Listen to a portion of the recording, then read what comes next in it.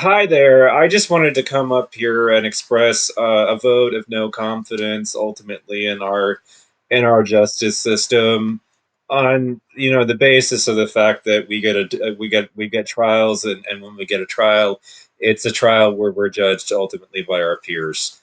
My peers in this country, my fellow Americans, have proven to me that so many of Americans are fucking stupid, dumbasses, dumbass Americans, and God help us all if dumbasses get on juries. I do not have any faith in the legal process whatsoever. So Kyle Rittenhouse was ultimately not convicted, and the jury ultimately voted the way that they did in this whole thing. And you know ultimately, I think I wanted to say my take about all of this, which is just judging by the what little I know of this case, because I didn't spend a lot of time watching it, but I did catch a few news reports that were covering it. The eccentric judge and whatnot in this whole thing. I don't think that the judge would have, with the judge reaming the prosecution as much as it ultimately did, that we had a very strong DA's office or prosecution's office down there in Kenosha County. And although I do believe that fundamentally Kyle Rittenhouse was guilty, I think that for the shit in the context of the legal system, strictly speaking, and in the context of the court system, strictly speaking, even though the defendant ultimately was guilty of the charges that were placed on him, my take is that Kenosha County, and the DA's office and the prosecution's office deserved this loss for the terrible job that they did in prosecuting this case. The defendant was guilty, but they blew it. And that's my take on this. So I don't have much faith in our legal system and our prosecutors and our judges and our courts and in our people, because I think that so many of you are too stupid, really, ultimately, to use this power responsibly. And that's it, you know?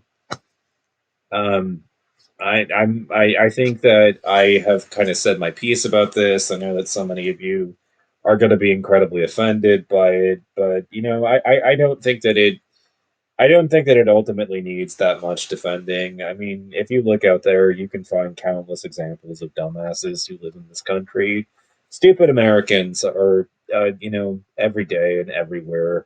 I mean, it's everything from, and if you've ever argued with the average voter and the average American people, you know what I'm talking about. Like where you're sending them news article after news article after news article, and you have to have this discussion about, oh, I don't trust that news source. I don't trust CNN. I don't trust, you know, those guys. LOL. You know, those guys, that liberal rag.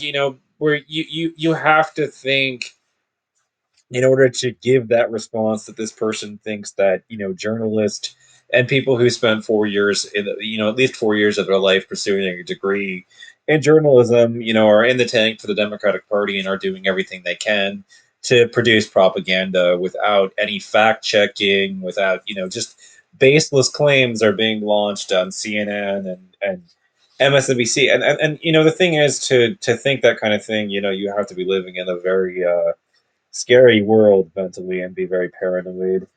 What I want to say is that CNN and MSNBC, they often get it wrong.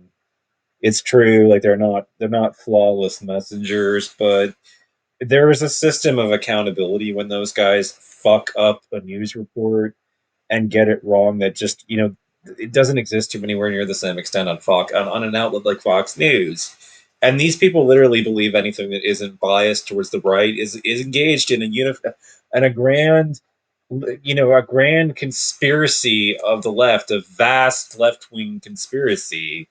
you know the amount of crazy that goes into to thinking this shit is just absolutely astonishing. And we have a lot of dumbass Americans. We have a lot of stupid people running around making decisions that they really are not qualified to make all over the fucking place. And like I openly I want to express that I dissent from Jordan Peterson in the sense that he defended the hierarchy on the basis of the president on the basis of competency, but it's like Trump was conceited, arrogant, suffering from the Dunning Kruger effect, was a Dunning Kruger president who thought he was brilliant and the smartest guy in the room, and yet he was breathtakingly incompetent on all kinds of matters.